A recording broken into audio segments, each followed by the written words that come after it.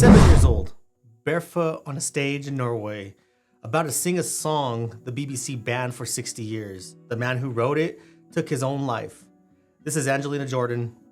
Let's watch.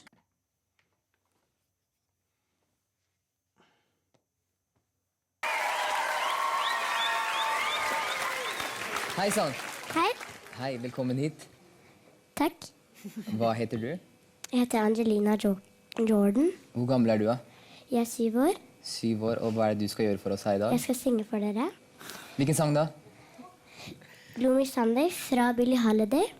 Ok. Da gleder vi oss, Angelina. Da kan du bare sette i gang når du er klar. Scenen er din. She's like...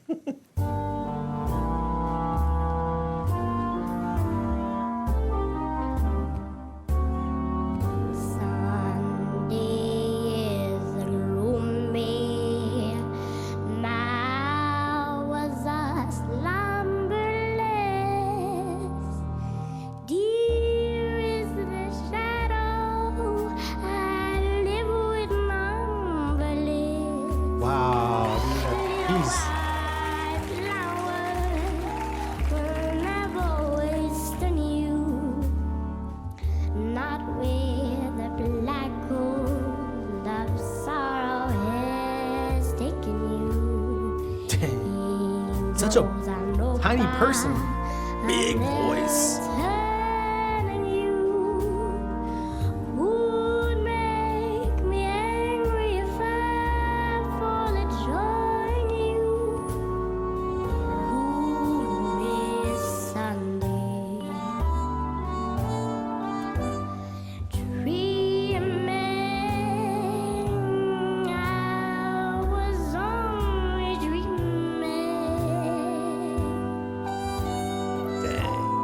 Look at his mouth. I'm the same way, bro.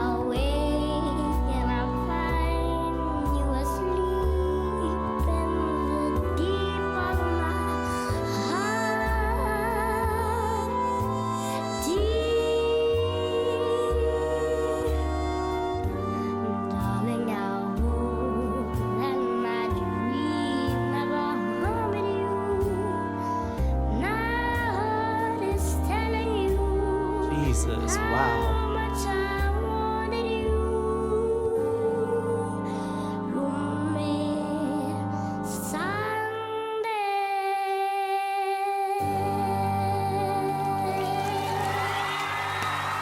Dang.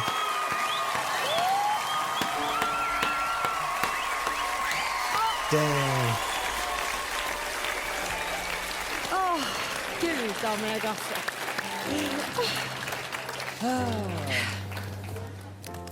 Angelina, Ja. jeg tror at du er en gammel sjel som har levd mange liv. Du synger helt fantastisk. Jeg fikk gåsehud helt fra starten av. Jeg har ikke egentlig mistet litt tom for ord her, egentlig. I don't know what he said. Said she was fantastic. I knew what Det that var was. helt fantastisk å sitte og høre på deg. Her too, she's Dette var fantastic. virkelig, altså. Du er jo musikk. Takk. Ja. Vet du hva jeg tenker om deg? Jeg tenker at du er født til å synge. Og jeg vil si at foran oss her, folkens, så har vi ei stjerne. Hell yeah. Noen ganger når man er voksen, når man ser et barn som synger, så forstår man ikke helt hvordan det går an.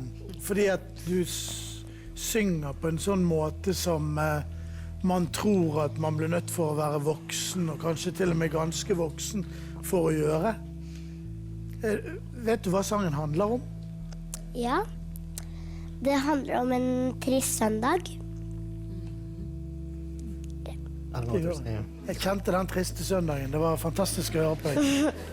They say she was fantastic. Virkelig fint. Da stemmer vi, folkens.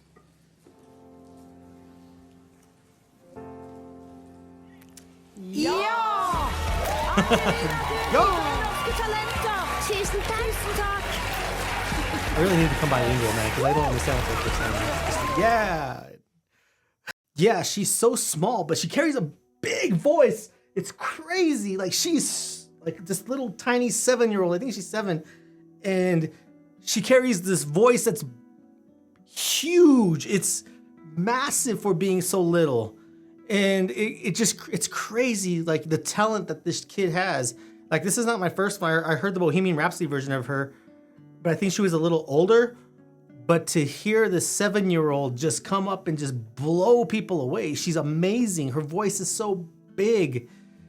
It's wonderful. It's a wonderful voice, and I'm glad to that people have put me on to Angelina Jordan. I know it takes me a while to come back and hit back on these artists, but dang, I really enjoy every single song that she's done.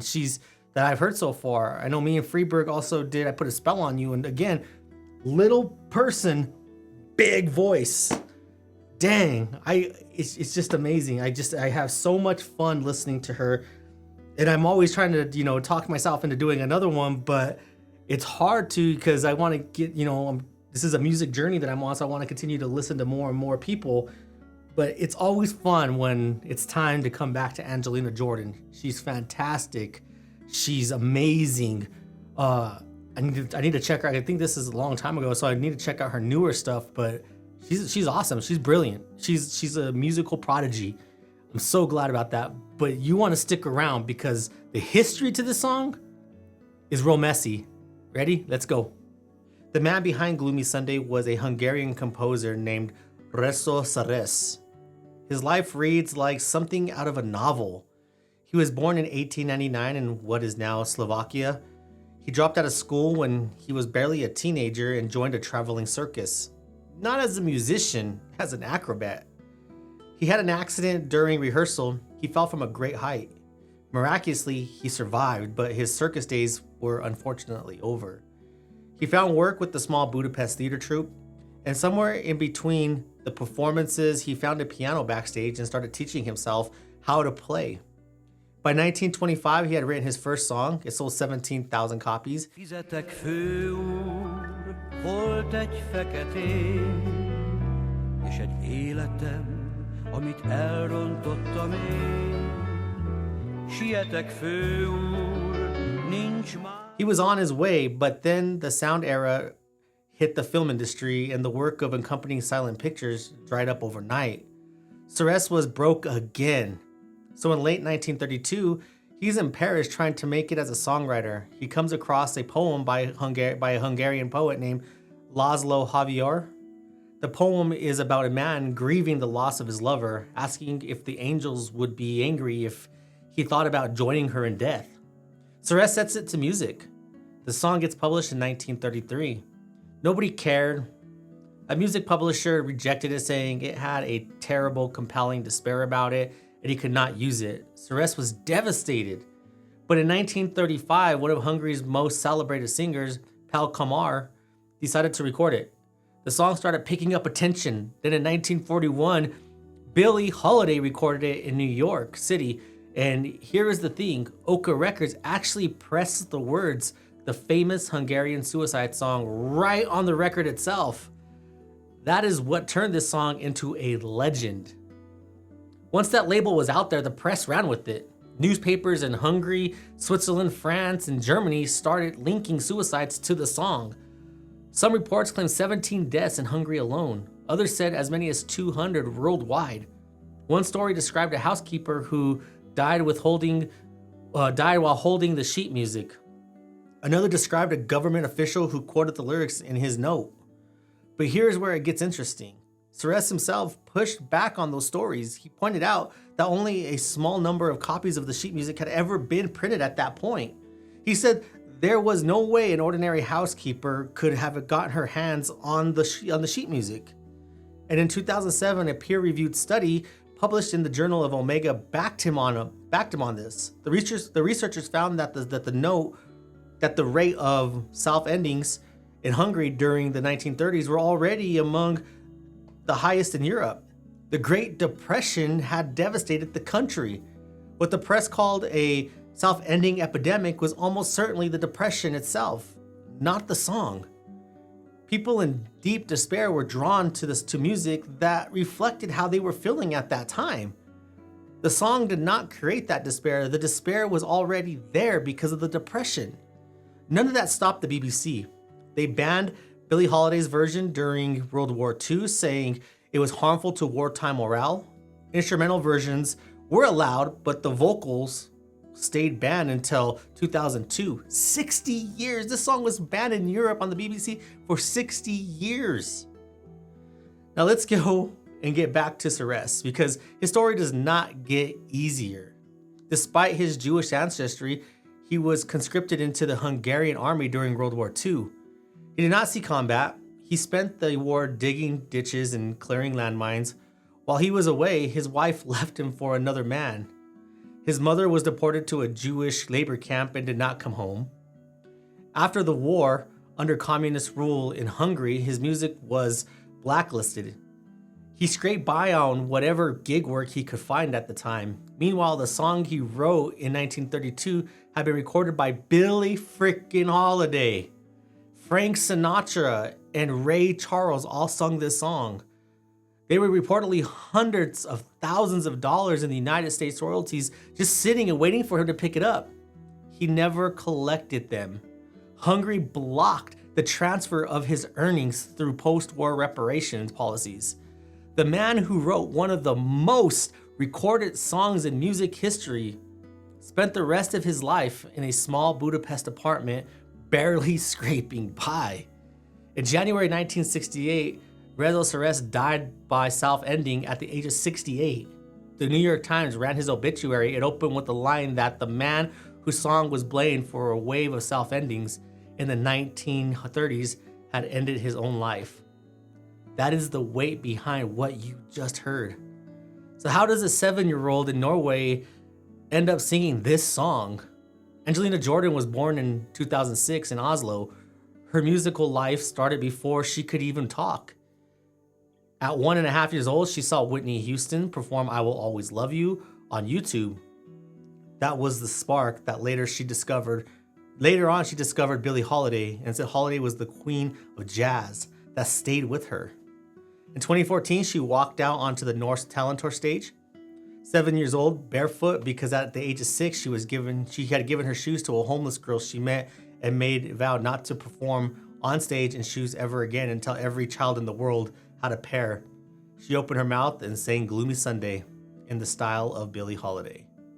The performance went viral overnight. Time covered it, people covered it, the Daily Mirror ran the story. She said years later she was not expecting any of it and was just grateful for the love. She went on to win Norske Talenter. She appeared on America's Got Talent, The Champions, and got the Golden Buzzer from Heidi Klum. Queen's official account praised her Bohemian Rhapsody cover. She signed with Republic Records. She has performed for Quincy Jones, Barack Obama, and Mala Yousafzai. I can't pronounce that.